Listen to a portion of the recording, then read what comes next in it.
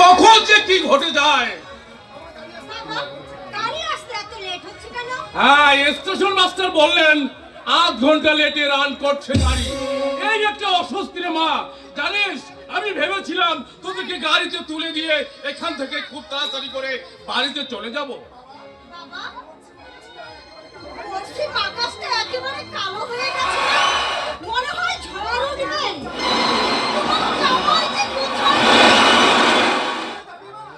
বাড়ি ফিরে যাবি মা, বাড়ি ফিরে যাবি?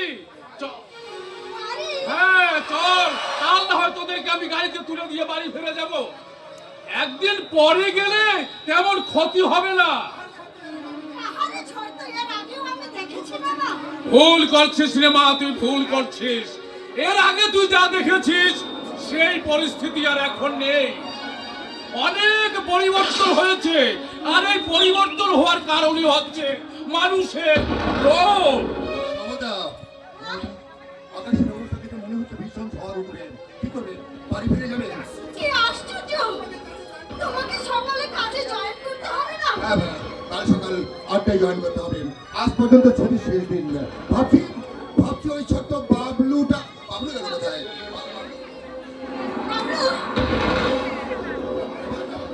হ্যাঁ, তোমরা বাড়ি ফিরে চলো প্রশান্ত, বাড়ি ফিরে চলো।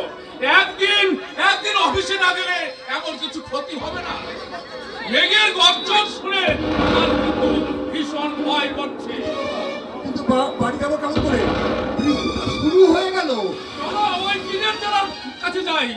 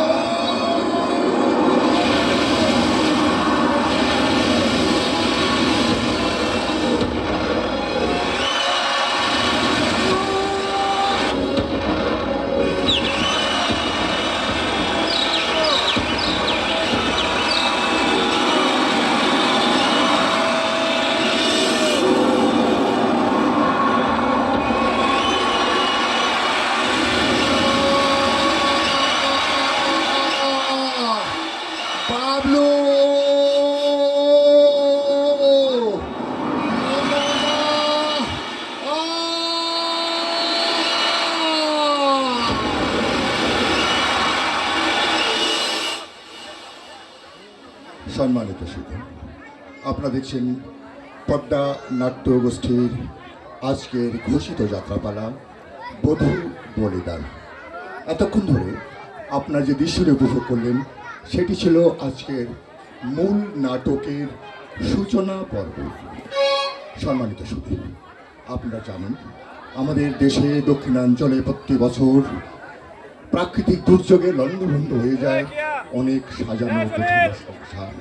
ঠিক তেমনি একটি ছোট্ট পরিবার, যে পরিবারের মালিক প্রশান্ত মুখার্জি, প্রাকৃতিক ঝড়ে সুন্দর একটি সাজানো গোছানো সংসার লণ্ডভণ্ড হয়ে গেল।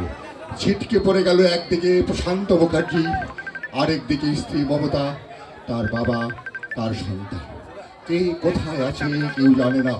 সম্মানিত সুধী, তাদেরকে আবার একত্রিত করতে আমাদের অপেক্ষা করতে হবে অনেকগুলো বছর।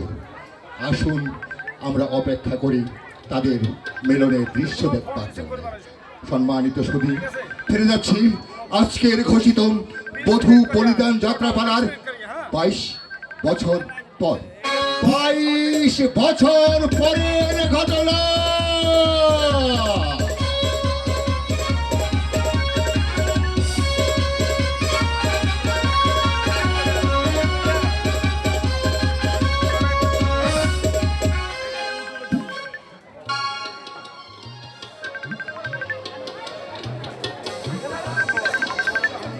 নমস্কার নমস্কার নমস্কার সমবেত সুধী মণ্ডলী এবং মা ও বোনেরা, বসন্তপুর যুবক সঙ্গে কণ্ঠকুন্তি সংবাদের পর এবার আপনাদের মাঝে গান গেয়ে শোনাবেন আমাদের গায়ের মেয়ে কুমারী সমাপাল। কুমারী সমাপাল মঞ্চে গান নিয়ে আসেন কুমারী সমাপাল।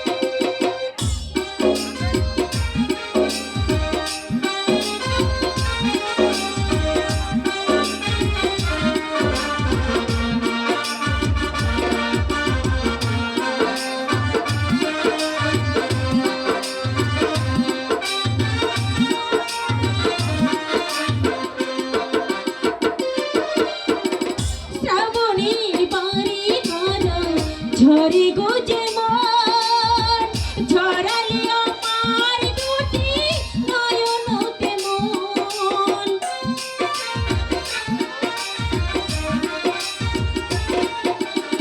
শ্রাবণীর বাড়ি ধারা ঝরে গো যেমন ঝরালে আমার দুটি নয়নতে মন দাউনি আমায় প্রেম দাউনি আমায় প্রেম দিয়েছো প্রেমের মৃত্যুর ভয় আমার মরণ হলেই ভালো হয় আমার মরণ হলেই ভালো হয়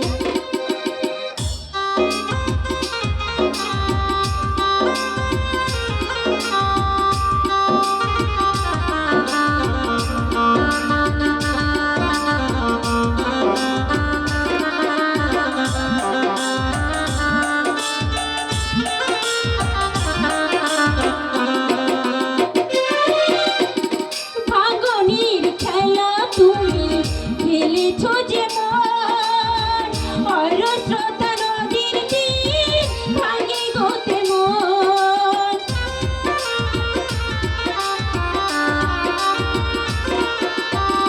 ভাগনির খেলা তুমি খেলেছো যেমন অরস্রোতা নদীর তীর ভাঙে গোতে মন কেন যে কাঁদালে মন কেন যে কাঁদালে মন তোমারই সাথে হলো এই পরিচয় আমার মরণ হলেই ভালো হয় আমার মরণ হলেই ভালো হয় প্রেমহীনে জীবন প্রেমহীনে জীবন মৃত্যুর যন্ত্রণা আমার মরণ হলেই ভালো হয় আমার মরণ হলেই ভালো হয় আমার মরণ হলেই ভালো হয় আমার মরণ হলেই ভালো হয়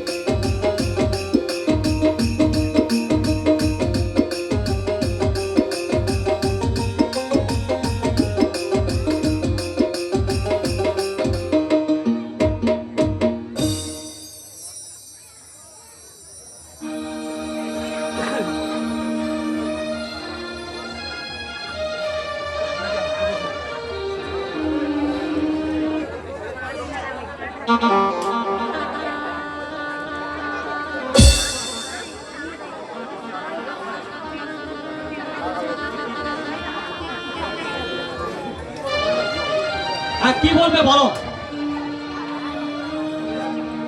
বাবা, কি বলবে বলো।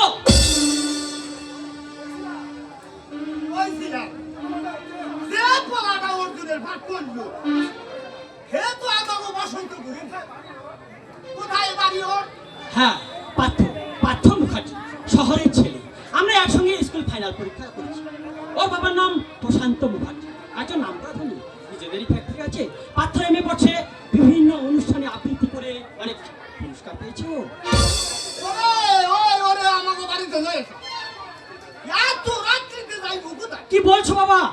আমাদের না আছে ভালো ঘরদোর, না আছে ভালো বিছানাপত্র, তালি চাল মুলিবাসের বেড়া, এভাবে কি কোনো ভদ্রলোককে বাড়িতে আনা যায় বাবা?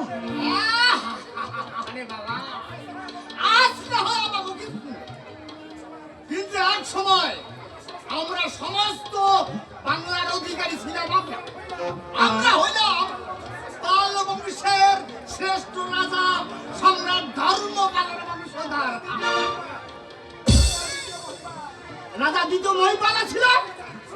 হে জাতি শত্রুর গুতা খাইয়া এই পূর্ববঙ্গে পালাইয়াছে। শোনো বাবা, এসব কথা যেন ওই সামনে বলো না। কম না মানে 100 বার কম, 1000 বার কম। না কইলে কি কইরা বুঝবো হালায় যে আমরা হেজি পেজি লোক না। হালার নেতারা আমাকে মা মাটির দু টুকরা করছে। নইলে কো এই অখাদ্য দেশে আইতো কোন হালার পুতে। ওরে আমরা দেশে থাকতে দুধ দিয়া আমরা মুখ ধুই, আর তেল আমরা গায়ে মাখাইতাম না। আর আজ 1 ফোঁটা দুধ তো চোখে দেই না। আচ্ছা ঠিক আছে, আর তুমি বাড়িতে যাও, আমি চেষ্টা করবো পার্থকে নিয়ে যাওয়ার জন্য। আমার লাগে পরিচয় কইরা দিছো। সময় পেলাম কোথায়, এসে তো মেকআপে বসতে হলো। কি যে খরচ তোরা বুঝি। আরে কবি তো যে কুন্তির পাঠ করলো সে আমার বই। তাছাড়া গান একখানা গাইলো বাবা, কামাল কইরা দিছে হালায়। বাবা, কি যে তো গান খানা। আমার মরণ হলে ভালো হয়। ওরে আমার মরণ হলে ভালো হয়। কি করছো বাবা? লোকে যে তোমাকে পাগল বলবে, পাগল কি আমারে পাগল কইবো? বলবে, পাগল। না ভাইকে দেব না। বয়সকালে আমি অভিনয় করছি, সুরপনখার পাঠ কইরা একেবারে জ্বালাই দিছি। রাত 11টা বাজে, তুমি বাড়িতে যাও। চাইতাছি ও তুই পলাটা রেখে তুই লইয়া যাবি। যদি যেতে না চায়, ওরে গাধা, তোর নাবালক তো খুশবু কবে রে? যদি তোর কথা না রাখে ওই সমারে বাজাইয়া দি। বাবা, ওরে ওই হন্যর মুখের অনুরোধ আর ফেলতে পারবো না। বাবা, ওরে বেটা, একটা প্রবাদ আছে, বন্দুকের গুলি লক্ষ্য ভ্রষ্ট হইতে পারে কিন্তু নারী নামক ব্রহ্মাস্ত্র একেবারে অব্যর্থ। লইয়া যাবি কিন্তু ভুল করিস নাই। লইয়া যাবে, ভুল করিস নাই কিন্তু। বাবা, বাবার ইঙ্গিত আমি বুঝতে পেরেছি, কিন্তু কি লাভ এই অবাস্তব শব্দ থেকে? পার্থ বড়লোকে ছিল, অভ্যন্তরে আমরা কত দরিদ্র, নুন আনতে পান্তা ফুরিয়ে যায়। ধর্মালকে রক্ষা করার জন্য আমি অবশ্য পার্থকে থাকতে পারবো, তবে জোর করবো না।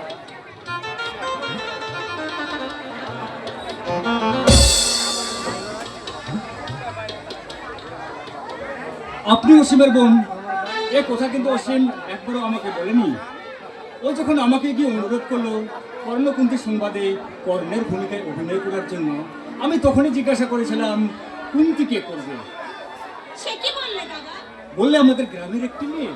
সত্যি কথা সোমাদেবী, সত্যি কথা, আমি কিন্তু অনেকটা নিরুৎসাহ হয়ে পড়েছিলাম। কেন? বাহ, চিনি না জানি না, একসঙ্গে রিহার্সাল হয়নি। তাছাড়া গ্রামের মেয়ে কিরকম করবে কিছুই তো জানি না। আরো নার্ভাস হয়ে গেলাম যখন তোমার দাদা আমার নামের সঙ্গে অনেকগুলো বিশেষণ যোগ করে মাইকে প্রচার করলে। তখন কিন্তু আমি খুবই আনইজি ফিল করছিলাম। কি আশ্চর্য, আপনি বুঝতে পারছেন না? আপনি বললেই তো ভালো ছিল। হ্যাঁ, একটু আগে তুমি বললে, তাহলে চলুন না। সে কি করে হয় না? না, আপনার সঙ্গে সবেমাত্র আমার পরিচয়। একবার তো হলো।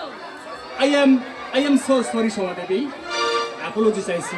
আবেগের প্রশ্নটা তুমি বলে ফেলেছি, আপনি আমাকে মার্জনা করুন। মার্জনা যদি না করি, তাই নাকি? আমি শুনেছি নারীরা স্বভাব কোমল হয়, নিষ্ঠুরতা তাদের মধ্যে স্থান পায় না। শুনেছেন জানেন না? কি করে জানবো বলুন, কি করে জানবো? এই সত্যি কথা বলতে কি, কলেজ লাইফে মেয়েদের আমি সযত্নে এড়িয়ে চলতাম। চলুন বাড়ি যাওয়া যাক, রাত অনেক হলো। কোন বাড়ি? আমাদের বাড়ি। না না, আমি মাকে বলে এসেছি আজ রাতেই ফিরে যাব, আমার পক্ষে থাকা সম্ভব নয়। যদি যেতে না দিই? এই তুমি না মানে আপনি পারে। রাত 12টা বাজে, এত রাত্রে ছেড়ে দিলে গ্রামের আপনার তাই বাড়ির নাকি? লোকজন কি ভাববে বলুন? তাই নাকি? কারণ রাস্তাঘাটে আপদ বিপদের কথা তো বলা যায় না। হ্যাঁ, তাই নাকি সোমা? না মানে ঠিক আছে ঠিক আছে, তোমার অনুরোধে না হয় আজকে রাতটা থেকেই যাব। তাহলে কি সত্যি বলছেন? এই তুমি কি বলছো আমি ধাপ্পাবাস? মা, তাই বললাম বুঝি। আপনি এমন বানিয়ে বানিয়ে কথা বলতে পারেন না। পারি বুঝি। এই তুমি তো জানো না, এই শহরের মানুষেরা মিথ্যে কথা বলতে খুবই ওস্তাদ। যেমন আপনি একজন। আমি না আর কথা নয়, দাদা কোথায় আমাদের জন্য অপেক্ষা করছে। তাই নাকি? আসুন। চলো চলো চলো, আজ একটা নতুন দিগন্তের সন্ধান পেলাম। আর না কিছু না, চলো পরে বলবো, চলো।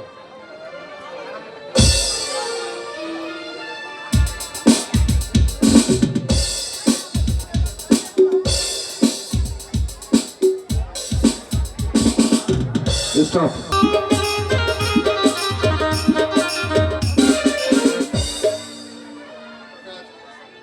হঠাৎ একটি দুঃস্বপ্ন দেখলাম। 22 বছর আগে যারা আমার জীবন থেকে হারিয়ে গেছে বিস্মৃতির অতল অন্ধকারে, তাদের আজ আমি হঠাৎ স্বপ্নে দেখলাম কেন? তাহলে কি আমার মমতা, আমার বাবলু আজও বেঁচে আছেন, নাকি এ আমার অবচেতন মনের? অবে শুনছো? আবার- পার্থ সেদিন বসন্তপুরে গেল, বলে গেল আজই ফিরে আসবো। আজ কতদিন হয়ে গেল, কোনো খোঁজ নেই ছেলেটার। তুমি না হয় একবার কাউকে পাঠিয়ে। আচ্ছা, অত টেনশন করছে কেন? পার্থ তো আর ছেলে মানুষ নয়। ছেলে মানুষ নয়, কিন্তু বিপদ আপদের কথা তো আর কিছু বলা যায় না। তুমি একবার বৈকুণ্ঠকে পাঠাও, ও জেনে আসো। আচ্ছা ঠিক আছে, আজকে দিনটা অপেক্ষা করো। আজ যদি পার্থ বাড়ি ফিরে না আসে, আমি কাল সকালে না হয় তুমি বৈকুণ্ঠকে পাঠিয়ে দিই। ও হ্যাঁ, হ্যাঁ। তোমাকে একটা কথা বলা হয়নি। আচ্ছা, বলো। কারখানাটা সম্প্রসারণের জন্য রাজেন বাবু যে বিনা ইন্টারেস্টে 1 লক্ষ টাকা দিয়েছিলেন, তার একটা শর্ত ছিল। শর্ত? হ্যাঁ, কথা ছিল ওনার মেয়ে বিউটির সঙ্গে পার্থের বিয়ে দিতে হবে। কিন্তু কথাটা আগে আমাকে শেষ করতে দাও। উনি বলেছিলেন বিউটির সঙ্গে যদি পার্থের বিয়ে দেন, টাকার ইন্টারেস্ট তো দিতেই হবে না, আসল টাকাটাও আমি যৌতুক হিসাবে ছেড়ে দেবো। সত্যি এমন সত্যি ওই মজুমদারের কাছ থেকে তোমার টাকা নেওয়া ঠিক হয়নি। কি হ্যাঁ, আশ্চর্য! টাকার আমার দরকার ছিল ঠিকই, কিন্তু ওই টাকাটা আমি ব্যাংক থেকেও ম্যানেজ করতে পারতাম না। এখন ধরো ওই মজুমদারের মেয়েকে যদি আমাদের ছেলের পছন্দ না হয়, তাহলে জোর করে ছেলের ঘাড়ের উপরে আমি একটা মেয়েকে চাপিয়ে দিতে পারি না।